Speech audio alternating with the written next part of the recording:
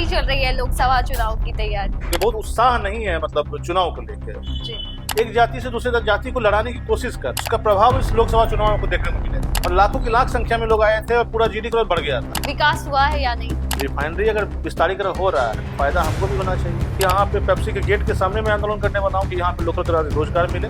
यहाँ के जो जनप्रतिनिधि है ना, इस चीज को सेंटर तक पहुँचा ही नहीं पाए कि यहाँ का लोकल जरूरत क्या है।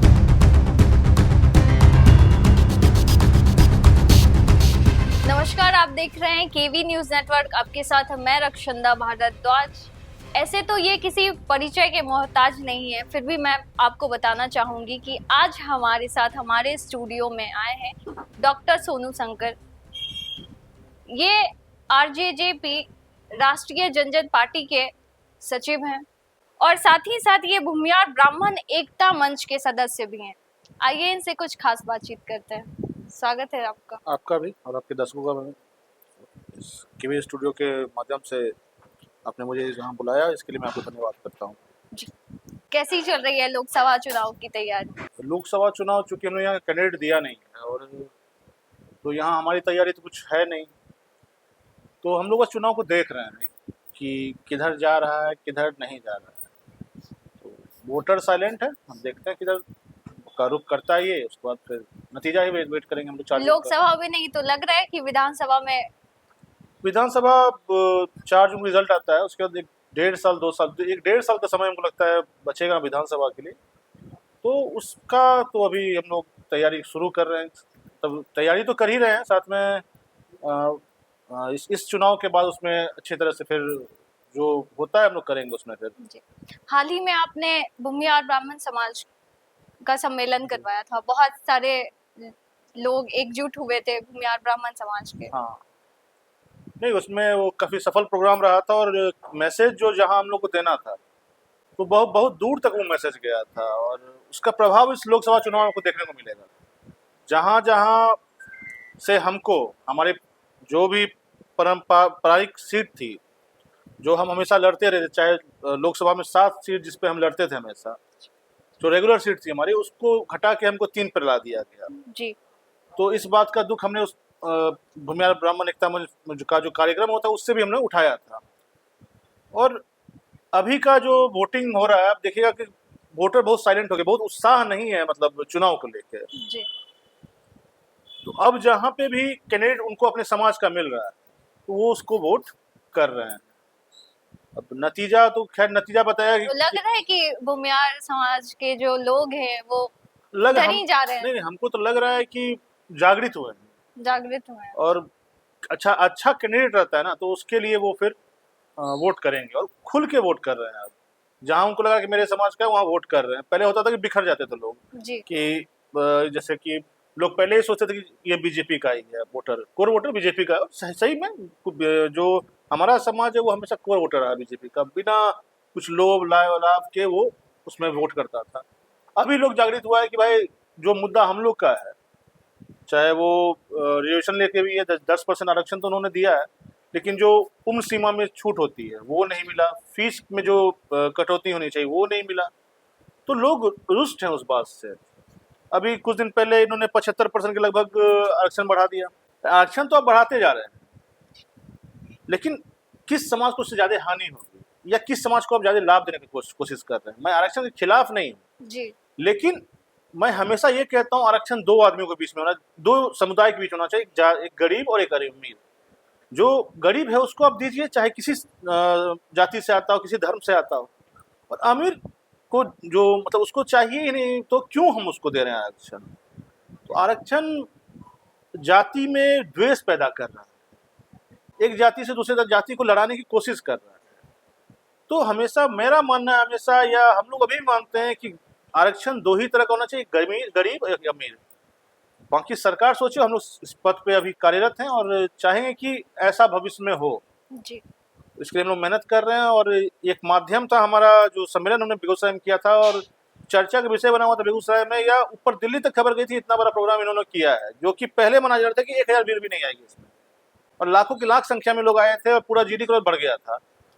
तो लोग जागृत हो रहे हैं और अब हम किसी के विरोधी नहीं हैं, किसी जाति के विरोधी नहीं, हम अपनी बात करते हैं।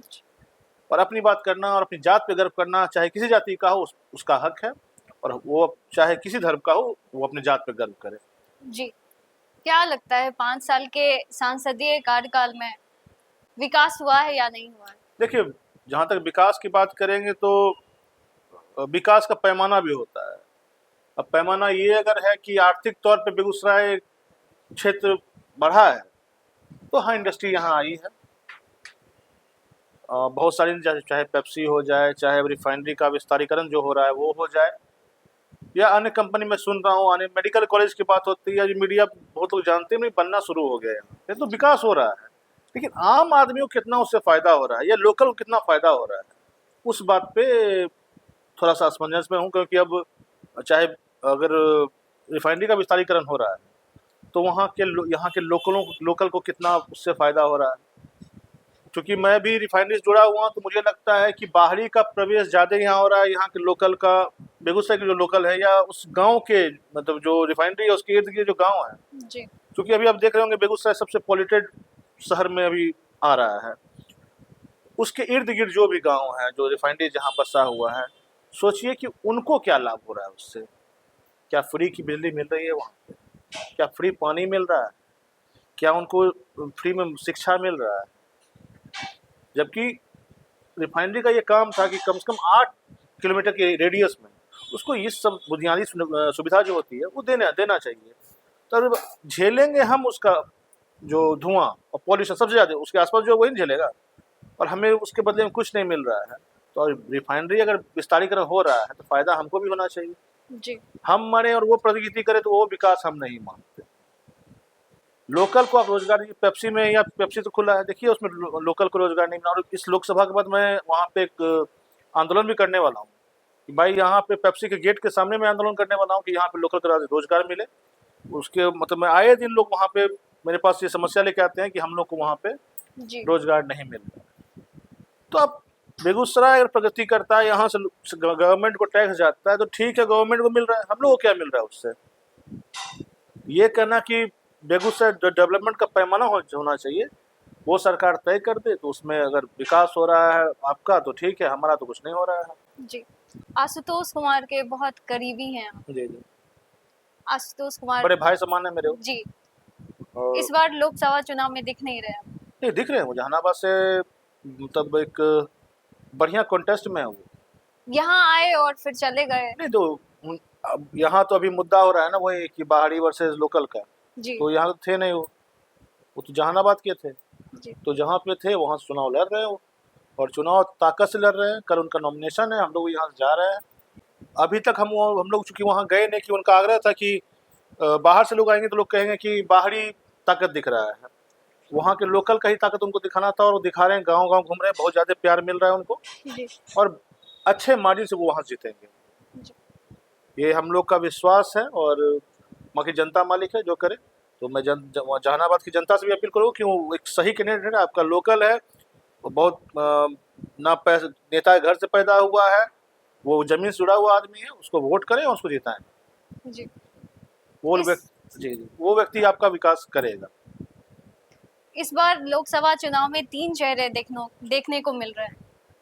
एक एनडीए से गिरिराज सिंह, दूसरे हमारे इंडिया अलायंस से अवधेश कुमार राय, और तीसरे कपूरी जनता दल के रामबदन राय। रामबदन राय कह रहे हैं कि मैं अवधेश राय को पहचानता नहीं हूँ, और अवधेश राय जी बोल रहे हैं इस बार गंगा पार। क्या कहना चाहेंगे इस पर? बात क्या है ना, आपको मीडिया में ना एक चीज, मुझसे किसी ने ये सवाल पूछा था कि कॉन्टेस्ट में कौन है। तो अगर सोशल मीडिया पे जाते हैं तो कहते हैं जिसका नाम चाहे वो खराब हो या अच्छा हो, जो दिख रहा है वो तो गिरिराज सिंह दिख रहा है। बाकी आप कहीं नहीं देखिएगा कि अवधेश राय का कहीं प्रचार बढ़िया से हो सोशल मीडिया पे, चाहे किसी कारण से वो बदनाम ही कर रहा है कोई गिरिराज सिंह, तो उनका चेहरा दिख रहा है कि हाँ यहाँ पे गिरिराज सिंह कोई कैंडिडेट है। अब रामबदन राय जो हैं, वो तो अपने विवादित बयानों को लेके हमेशा जाने जाते हैं, चाहे वो अपर कास्ट को कुछ भी कह दें। उनके जो इर्द गिर्द हैं वो मतलब इतना मतलब गिर के बयान दे रहे हैं अभी कि वोटर उनके पक्ष में नहीं जाएगा, वो खाली पार्टी का वोटे काटे। वो वोट कटवा के रोल में यहाँ आए हैं, वही रह जाएंगे। अरे आप जातीय समीकरण भी बेगूसराय देखिएगा तो सबको मिला के ना कोई सांसद जीतता है। केवल ये कहा कि हमारी जाति से थोड़ी जीतता है। वो कहते हैं उस मतलब सवर्ण हमेशा शोषक ही रहा। तो एक कॉलेज अस्पताल जो बना है वो किसके जमीन में बना है? देखिए आप, उनका भी अगर क्या कहते हैं उसको वंशावली नहीं वंशावली कहते हैं, क्या कहते हैं उसको जी, कागज पत्र निकालिए, देखिए उनको भी जमीन दान में मिला हुआ किसी अपर कास्ट के द्वारा। वो लोग उस तरह के आदमी नहीं है। बाकी रही अवधेश राय की बात, वो नारा लगाएं कि गंगा पार, तो एक नारा इधर से भी चला है शायद गंडक पार। तो गंगा पार और गंडक पार में कौन जीतता है? आपको 13 तारीख को चुनाव हो रहा है, 4 जून को रिजल्ट निकलेगा। घूम तो रहे हैं आप, तो आप कुछ बताइए कि कौन जीत रहा है। वोटर बहुत साइलेंट है अभी, और क्योंकि आप देखिएगा चुनाव में ना बहुत ज्यादा उत्साह नहीं है इस बार। उत्साह रहता है जितना उत्साह 2019 हाँ, के 19 में था, चुनाव में थी इस उतना। बार उत्साह नहीं दिखा रहा है। कन्हैया कुमार एक ज्यादा चर्चित थे नहीं, 19 के देखिए, चुनाव वो में। भी कहना, कन्हैया कुमार भी एक नेगेटिव रोल में ही यहाँ चर्चित हो गए थे, पॉजिटिव रोल में बहुत चर्चित नहीं हुए थे। तो गिरिराज बाबू का भी चल रहा है, कुछ पॉजिटिव भी आ रहा है, कुछ नेगेटिव भी आ रहा है, चर्चा में है, लेकिन वो बाकी दोनों कैंडिडेट कोई चर्चा में नहीं आ रहे हैं। अब कौन गंगा पार जाएगा, कौन गंडक पार जाएगा, ये लड़ाई दोनों के बीच में है। वोटर बहुत साइलेंट है, और साइलेंट वोटर किधर जाएगा किसी को कहना मुश्किल है। और देखिए साइलेंट वोटर भी है, वोट के प्रति उत्साह भी नहीं है, तो क्या हो रहा है, परसेंटेज भी वोटर गिरते जा रहा है। और वोट का परसेंटेज अगर गिरता है तो मुझे लगता है गिरिराज सिंह को इसका नुकसान होगा। तो अगर वोट परसेंटेज बढ़ता है तो फायदा, गिरता है तो नुकसान इनको डेफिनेटली होगा। और वो सपना कि 6 लाख या 4 लाख वो सब नहीं होने वाला है। अंतर यहाँ 10-20 हज़ार का ही होगा बस, जी, चाहे जीत में चाहे हार में। आप बेगूसराय के पुत्र हैं, एक बहुत बड़ा मुद्दा है दिनकर विश्वविद्यालय का, छात्र भटक रहे हैं। मुद्दा तो लोकल यहाँ बहुत सारा है, ठीक जी, ना। एयरपोर्ट का मुद्दा है यहाँ पे जो मुद्दा एयरपोर्ट है, चाहे दिनकर विश्वविद्यालय है, या अन्य कांवर झील का मुद्दा है, तो यहाँ के जो जनप्रतिनिधि है ना, इस चीज को सेंटर तक पहुंचा ही नहीं पाए कि यहाँ का लोकल जरूरत क्या है। यहाँ दिनकर विश्वविद्यालय बनना चाहिए, क्योंकि ये दिनकर की धरती भी है। कांवर झील एक अच्छा पर्यटक स्थल बन सकता था, उसको इग्नोर किया जा रहा है। आपको एयरपोर्ट, तो एयरपोर्ट क्या है कि आपके पास बेगूसराय एक सेंटर होता है, बिहार का पूरा सेंटर हो जाता है। चाहे किशनगंज से आए, पूर्णिया से आए, चाहे अगल बगल जो क्षेत्र हैं, एक सेंटर में होना।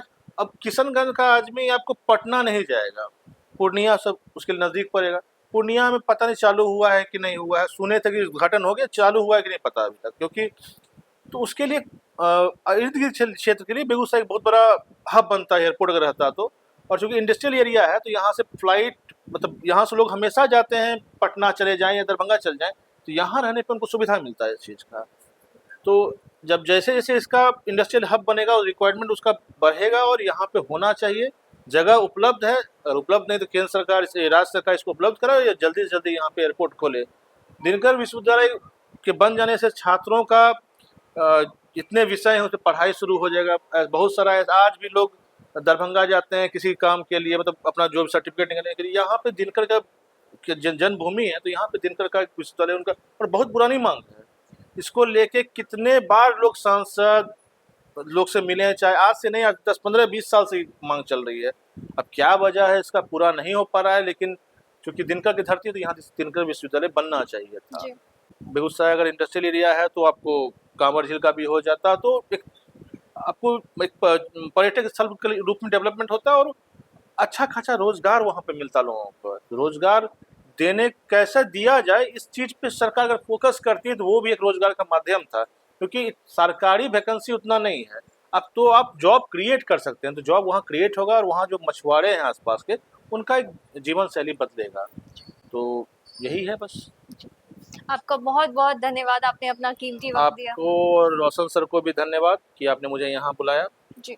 और रोशन सर का ये केवी न्यूज़ नेटवर्क ऐसे ही आगे बुलंदी पे जाए, मैं इसकी कामना करता हूँ। धन्यवाद। लोकतंत्र को बदलना बहुत जरूरी है, और उसको बदलने के लिए आपको मतदान करना जरूरी है। 13 तारीख को बेगूसराय में मतदान है, और अपने नजदीकी मतदान केंद्र में मतदान जरूर करें, मतदान करना ना भूलें। इसी के साथ आप देखते रहें केवी न्यूज नेटवर्क। आपके साथ मैं रक्षंदा भारद्वाज। मिलते हैं नए वीडियो में नए गेस्ट के साथ। जय हिंद, जय भारत।